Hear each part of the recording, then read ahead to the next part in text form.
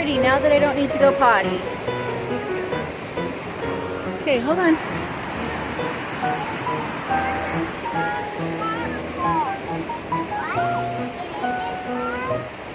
Not yet, not till we get up there.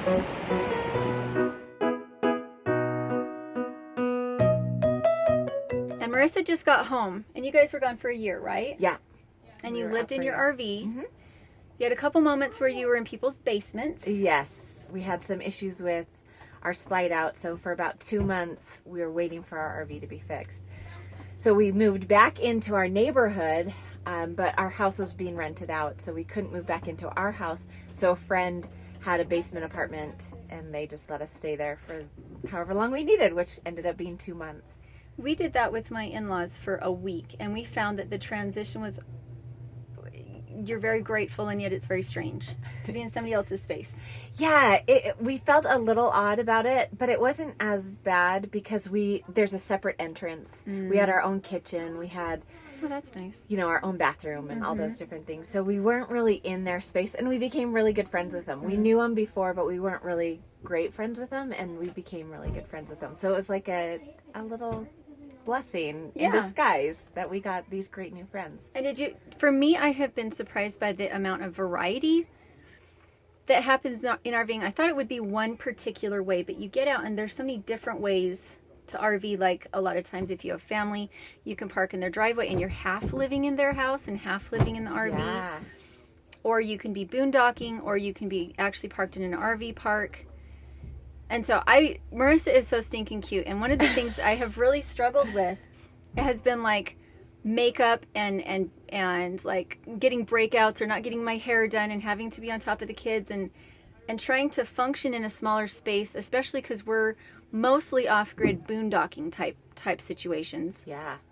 And so do you want to tell them about why you chose, for the most part, where you were parking and accommodations and what you liked the most? Yeah. Well, before we started out, we really thought, Michael and I thought that we would be doing a lot of boondocking because we live on an acre of land. And then when we were going to go live in an RV, we didn't want to be crammed in an RV park all the time. Because it just seems like, okay, wait, we're going camping, but we're going to be more crowded than at our house? Yeah. Like, that didn't make sense. But part of the reason that we felt that we were doing this trip was so that we could meet people and inspire people and help people. And it's a lot harder to do that when you're boondocking. Right. It is. You're disconnected from everybody. And so we found that you really have to be in RV parks, especially ones where families are going to be, to really connect with other people. And we did connect with older, retired couples, but not as much as we could with families. Right. Other RVers that had families. So we got all the setup for us to be boondocking. We got all the we got inverters, and we had solar panels, because we really thought, it's all about boondocking. We're just going to be boondocking all the time. It does take more work to boondock, and then it's harder to meet people as well. So. Well, and you have kind of this fantasy going out that it's better than camping, and so it'll just be fantastic because you have this house with you. Yeah. And yet, because you're in a house, you have to have some of the amenities. It's like people kind of expect it to be like, if they see that you're in a little house, they expect something different than if they see that you're camping. And so, like, as far as like the social graces and how clean you are and how many changes of clothes and everything you have, camping versus RVing, you don't want to be a hobo anywhere. You really just don't want to be the crazy hobo lady. Yeah. Yeah, exactly. So, yeah, you do bring things that look at all of Megan's jewelry. Like, you don't bring that if you're camping. Right. Like, you want to be around people. And a lot of people, like, they think RV, they think I'm going to be alone with my family and we'll have all this togetherness time. But for us, like, what we do that's a little different is that we've already had a YouTube channel. This is our third year. And so what we really wanted to do was meet all our YouTube viewers. Oh, how cool. And it's been amazing. And so we have hosts. We are never anywhere for more than a night. Usually we pull in just before dinner, and we bring like a tray of muffins or some kind of side dish. We have dinner with the family. we have dinner with the family, and we get their Wi-Fi password so we can upload some videos. We might or might not plug in, but we have a safe place to stay. It's not next to a freeway. We don't have to worry about crime or stuff like that. Yeah. We do a background check first, just because it seems a little safer. But Yeah. the most fun that we've had with RVing is meeting people, which I would never Us too. have And expected. we never ever, like going into it, we thought it was going to be all about seeing beautiful places. Yeah. And learning about different cultures. Yeah.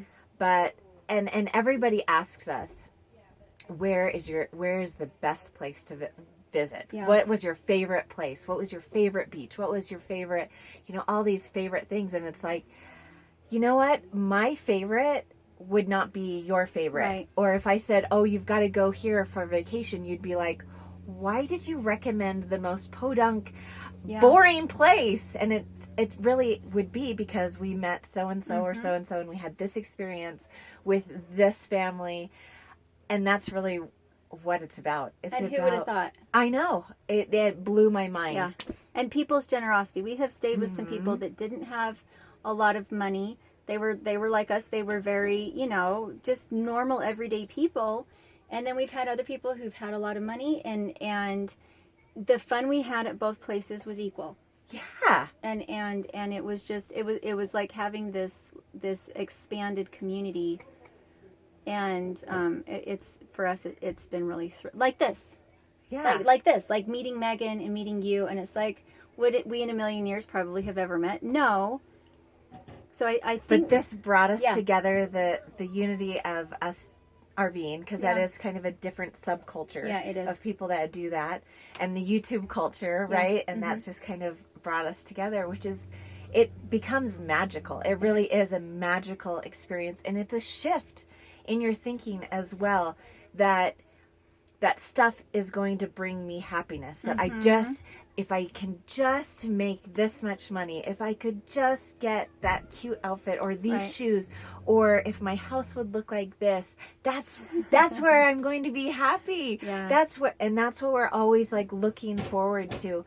And it really was this huge shift within me that, no, actually that's not where it comes from. It is all about relationships. Yeah. It's all about relationships with my spouse, with my children, and the people in the community and the people that I can meet. Yeah.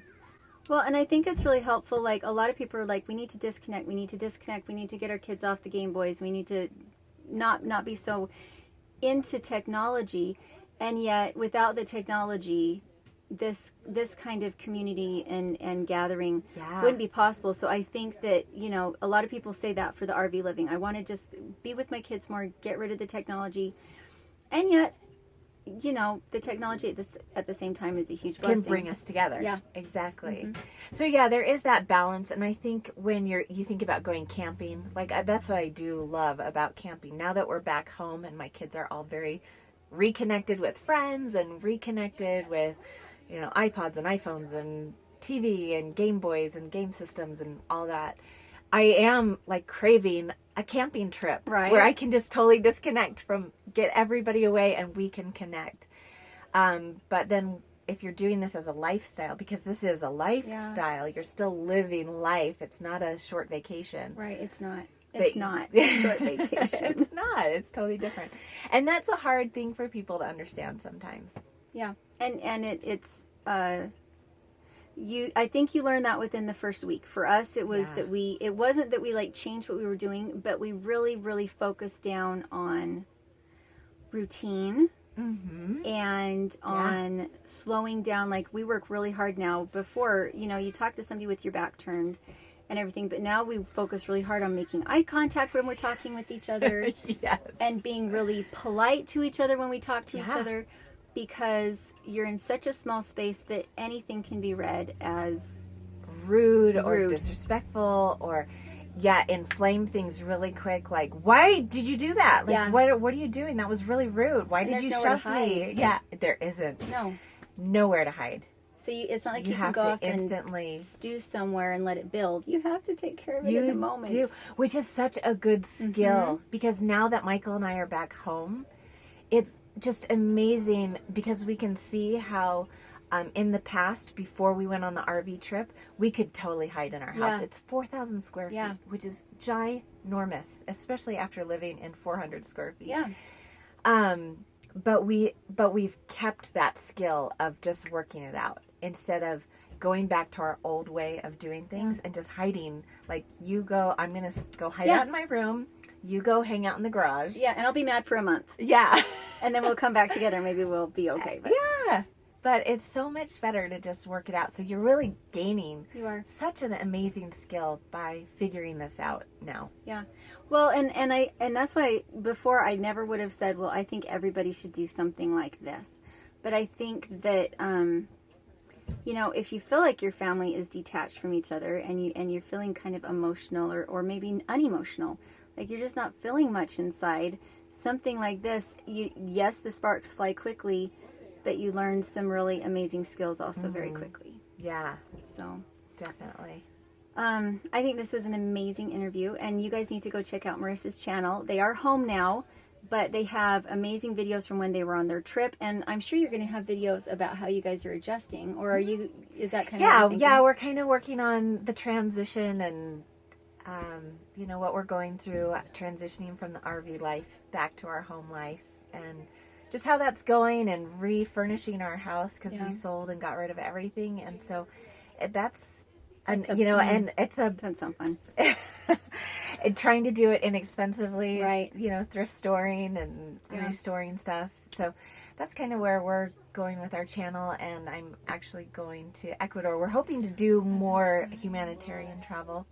How fun. So, well, Megan said that too, that maybe their next transition will be to go to Europe. yeah. Cause you get a little bit of a wanderlust after that. You're used to just being able to pick up and go where you want, and then being in a house, it's kind of like, I feel so stuck. yeah, you feel so stuck, and it's like, well, I've done this. If I can do this, I could travel. Yeah.